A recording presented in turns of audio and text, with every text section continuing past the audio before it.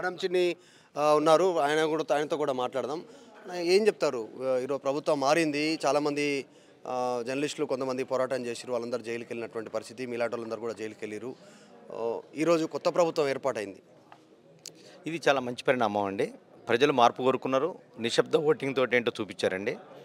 ఇప్పుడు ప్రజలు నాయకులు గమనించాల్సింది ఏంటంటే, నాయకులు తప్పు చేస్తే ప్రజలు క్వశ్చన్ చేయాల్సిందే, తప్పనిసరి ప్రశ్నించాల్సిందే, నిలదీయాల్సిందే. ఇది ఒక కోణం అయితే, రెండో కోణం ఏంటంటే, నాయకుడు ఎలా ఉండాలో భగత్ సింగ్ లాంటి వాళ్ళు చూపించారు, మహాత్మా గాంధీ గారు లాంటి వాళ్ళు చూపించారు, లాల్ బహదూర్ శాస్త్రి గారు లాంటి వాళ్ళు మనం చూసాం, జ్యోతిరావు పూలే లాంటి వాళ్ళని చూసాం. మనం నాయకుడు ఎలా ఉండకూడదో కూడా కేసీఆర్ని చూసి మనం నేర్చుకోవాలి ఇప్పుడు.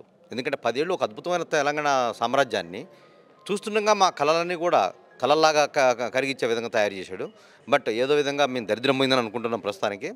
బట్ వాళ్ళు ఇంకా కొన్ని ఆశలతో దింపుడు గల ఆశలు లెక్క మాట్లాడుతున్నారు. కడియం శ్రీహరి గారితో, దేశపతి శ్రీనివాసరావు గారితో, మన కూడా మన ఇంకొక కవి గారు ఉన్నారు కదా, ఇంకా ఆయన గారితో కూడా, వెంకన్న గారితో కూడా మాట్లాడిస్తున్నారు దళితులతోటి. ఇది ప్రభుత్వాన్ని కూల్చేస్తామనే మాటలు అవన్నీ పక్కన పెట్టండి. అవి కొద్ది రోజులు అయిపోయింది. అది మీరు ఒక 10 ఏళ్ళు పరిపాలించారు. మీకు మీ అసమర్థత బయటపడ్డది, మీ అప్పులు బయటపడ్డాయి, ఏమో చూస్తూనే ఉన్నాం. మీరు సంపదను సృష్టించేది ఎక్కడ జరిగింది ఇప్పటిదాకా ఈ 10 ఏళ్లలో? ఇంకా సిగ్గు లేకుండా అసెంబ్లీలో చెప్తున్నారు ఆయన గారు, కేటీఆర్ గారు, మీ సంపద సృష్టించా ఉంటాడు. సంపద ఏంటి? నువ్వు సృష్టించేది ఏంటి?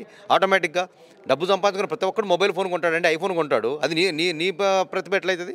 నీ ప్రతిభ చూపించావు కదా. మేడిగడ్డలు ఏం జరిగిందో ఇప్పుడు ఇంకో కొత్త విషయం అండి. మేడిగడ్డది వాళ్ళు ఎలాంటి వాళ్ళు మేము చేయలేమంటున్నారు. మరి అది మెగా కిషన్ రెడ్డి చేస్తాడా, ఉన్న మేజర్ కాంట్రాక్టర్, లేకుంటే ఈయన గారు చేస్తాడా? ఏది గత ప్రభుత్వం ఉన్న వాళ్ళు బయటకు వచ్చేస్తారా? అదే చిన్నగా విషయం ఏం కాదు కదా. 1,51,000 కోట్లు జరిగినటువంటి విషయాన్ని మీరు ఇలా మాట్లాడగలుగుతారా? దాంతో అన్ని తప్పులని చేయాల్సినవన్నీ చేశారండి. 10 ఏళ్ల పాటు అబద్ధాలు ఆడాల్సినవన్నీ ఆడేశారు. ఇక ఇప్పుడు చూడాల్సింది ఏం లేదండి. ఈ ప్రభుత్వాన్ని గులుస్తాం, ఆ ప్రభుత్వాన్ని గులుస్తాం, ఇలాంటివన్నీ సొల్లు కబుర్లు చెప్పమాకండి. ఈ బట్టబాజు మాటలు వద్దు. మీరు దోచుకున్నదంతా బయట రావాల్సిందే. కాంగ్రెస్ ప్రభుత్వం వాళ్ళ అవినీతి బయటికి తీయకుండా ఉంటే ఎలా బయటికి తీపించాలో కూడా మా దగ్గర కొన్ని మార్గాలు ఉన్నాయండి. మేము డెఫినెట్గా కాంగ్రెస్ పార్టీ వెలువిషయంగానే ఉంటాం. ఎందుకంటే 10 ఏళ్ళు బాధపడ్డాం అటేపు.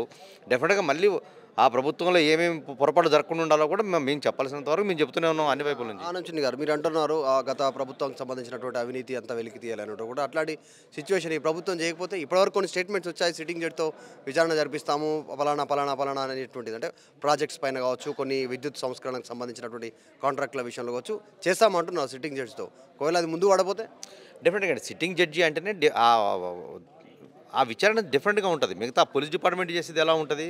ఏ అధికారి మా మడుగులొత్తే విధంగా ఉంటుంది పోలీస్ డిపార్ట్మెంట్ ఎంక్వైరీ ఎప్పుడైనా సరే. అది వాళ్ళని తప్పట్లేము. ఏ పార్టీ అధికారంలో ఉంటే వాళ్ళకి సంబంధించినటువంటి యాక్టివిటీలు వాళ్ళు ఉంటారు, వాళ్ళ బానిసలాగా పనిచేస్తారు వాళ్ళు. ఇప్పుడు సిట్టింగ్ జడ్జి అంటే ఒక గౌరవప్రదమైన వృత్తిలో ఉంటాడు. ఆయన రికార్డ్ చేసే ప్రతిదీ కూడా ప్రతిరోజు ఉంటుంది కోర్టులో, అది ఎంక్వైరీ ఉంటుంది ప్రతిరోజు కూడా. అందుకని దాంట్లో వీళ్ళు దొంగలు దొరకాల్సిందే. అయితే టీఆర్ఎస్ నాయకులకు ఉన్న అవగాహన లోపం ఏంటంటే, ఆ కుటుంబంలో నలుగురికి కొంత అవగాహన ఉంది. వాళ్ళ స్కాములు చేసే అవన్నీ ఉన్నాయి కాబట్టి వాళ్ళకి అవగాహన ఉంది. మిగతా వాళ్ళందరూ కూడా డమ్మీలే. దాంట్లో ఏ సబ్జెక్ట్ ఏం మాట్లాడో తెలియదు. అసెంబ్లీలో కూర్చొని నేను జగదీశ్వర్ రెడ్డి గారు ఒక నోరు జారాడు. ఏమంటే రేవంత్ రెడ్డి గారు దాన్ని పట్టుకొని న్యాయ విచారణ అన్నాడు. సరిపోయింది కదా. ఇక న్యాయ విచారణలు అన్నీ బయటకు వచ్చేస్తాయి ఆటోమేటిక్గా. మా దగ్గర సాక్ష్యాలు ఉన్నాయండి. సాక్ష్యాలు ఉన్నబట్టే మమ్మల్ని అరెస్ట్ చేసింది. మేమేమన్నా ఎక్కడైనా దోచుకున్నాం మీ లెక్క? లేదంటే మీలాగా మీకు కబ్జాలు పెట్టినావా? సిగ్గులేని పనులని చేశారు. జర్నలిస్టులందరినీ జైల్లో పెట్టారు, కిడ్నాపులు చేశారు.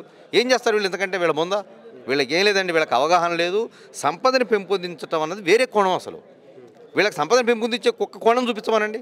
మేము కట్టిన మేడిగడ్డ పోయి తగలబడ్డది అక్కడ. మిగతా అన్ని ఇష్యూస్లో ప్రతిదీ కుంభకోణమే. ఎలక్ట్రిసిటీ వచ్చింది, ఇన్ని రోజులు కాపాడుకుంటూ వచ్చారు. ఇప్పుడు ఎలక్ట్రిసిటీలో బయటపడ్డది ఏంటి? 81,000 కోట్లు బకాయిలు. అంటే సిగ్గు అనిపించట్లే? ప్రభుత్వంలో ఉండి చేయాల్సిన పని ఏంటంటే సంపదను సృష్టించాలా, కొత్త ఉద్యోగాలు సృష్టించాలా.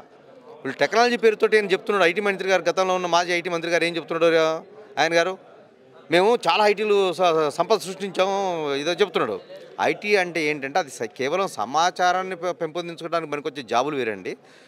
ఒక కుటుంబంలో ప్రతి వ్యక్తికి ఒక ఉద్యోగం వచ్చే ఆర్థికపరమైనటువంటి స్థితిపరచడం వేరు. ఇక్కడ ఇవన్నీ కొనాలి. ఇవన్నీ ఆలోచించి తిరిగి వాళ్ళకి ఎక్కడిది ఎక్కడా లేనటువంటిది. తెలంగాణలో దేశంలో ఎక్కడా లేనటువంటిది. మీ ఇంట్లో ఉన్న ఒక ఆడకూతురు వెళ్ళిపోయి ఒక లిక్కర్ స్కామ్ చేసే సిగ్గు అనిపించట్లే? కొత్త ప్రభుత్వం ఏర్పడైంది. కొత్త ప్రభుత్వం గురించి ఏం చెప్తారు సార్? కొత్త ప్రభుత్వం ఏర్పడైంది ఏం చెప్తారు? డెఫినెట్గా ఒక మంచి వాతావరణం వచ్చిందండి. డెఫినెట్గా వీళ్ళకి కొంత టైం ఇద్దాం మనం. ఒక 6 నెలల నుంచి సంవత్సరం పాటు టైం ఇద్దాం. ఇప్పుడు ఫస్ట్ 6 నెలలు అయితే ఎలక్షన్ టైమే ఉంటుంది. పార్లమెంట్ ఎలక్షన్స్ ఉన్నాయి, గ్రామ పంచాయతీ ఎన్నికలు ఉన్నాయి. నాకున్న సమాచారం ఏంటంటే ఇప్పటి వరకు ఉన్నటువంటి సమాచారం ఆల్రెడీ సింగరేణి ఎన్నికల్లో పార్టీ గులాబీ పార్టీ ఏదైతే ఉందో జెండాపై ఎత్తేసింది. ఇంకా అక్కడ నుంచి పార్లమెంట్ ఎన్నికలు కూడా వీళ్ళు ఫేస్ చేయడం కష్టమే. వీళ్ళకున్న పరిస్థితుల్లో వాళ్ళు ఏదో ఊహించుకుంటున్నారు మాకు చాలా సీట్లు వస్తాయని. అది అయిపోయిన తర్వాత పార్లమెంట్ ఎలక్షన్స్ అయిపోయిన తర్వాత గ్రామ పంచాయతీలు అయితే కాంగ్రెస్ స్వీప్ చేస్తుందండి.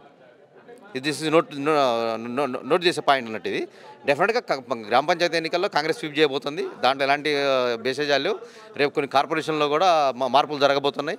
అది కూడా కాంగ్రెస్ కైవసం పోతుంది. ఇంకా పార్లమెంట్ ఎలక్షన్స్లో బీజేపీ అండ్ కాంగ్రెస్ రెండు జాతీయ పార్టీల మధ్య నడిచే అవకాశం ఉంది. ఇది ఒక విధంగా పక్కన పెడితే పార్లమెంట్ ఎన్నికల తర్వాత 3 నెలలు పార్లమెంట్ ఎన్నికలు ఒకవేళ జరిగే 4 నెలలకు 5 నెలలకు జరిగితే దాని తర్వాత 3 నెలలకి టీఆర్ఎస్ పార్టీలో చిలుకలు వస్తాయి. డెఫినెట్గా ఆ 2 పార్టీల చిలుకలు వస్తాయి. కేసీఆర్ గారు కేటీఆర్ గారు ఉండే పదవులు కూడా కోల్పోయే అవకాశం ఉందండి. డెఫినెట్గా నాకున్న అనుభవంతో నేను చెప్తున్నాను. డెఫినెట్గా ఇంత ముందు కూడా వాళ్ళకి ఛాలెంజ్ చేసి చెప్పాను గతంలో ఓడిపోతారని. అప్పుడు వాళ్ళు ఏం లేదు. డెఫినెట్గా మంచి వాతావరణం ఉంది ప్రస్తుతానికి. అయితే వాళ్ళకి కొంచెం టైం ఇద్దాం, ఒక 1 year వరకు మంచి వాతావరణంలో మంచి జరిగే అవకాశం ఉంది ప్రజలకండి. Right, thank you so much Anand garu. ఇది ఇక్కడ ఆల్ ఇండియా జర్నలిస్ట్ వర్కింగ్ సంబంధించినటువంటి అసోసియేషన్ వాళ్ళు ఎంత సమావేశం ఏర్పాటు చేసుకోవడం జరిగింది. సో ఇక్కడ సన్మాన సభ ఏర్పాటు చేశారు కొత్త ప్రభుత్వానికి. వీడియో జర్నలిస్ట్ సుదర్శన్తో మధు మల్కేడ్కర్, రవీంద్ర భారత్. మరిన్ని వీడియోస్ కోసం ఛానల్ ని సబ్స్క్రైబ్ చేయండి. లేటెస్ట్ అప్డేట్స్ కోసం వాట్సాప్ ఛానల్ ని ఫాలో చేయండి. అండ్ లింక్ డిస్క్రిప్షన్ లో ఉంది.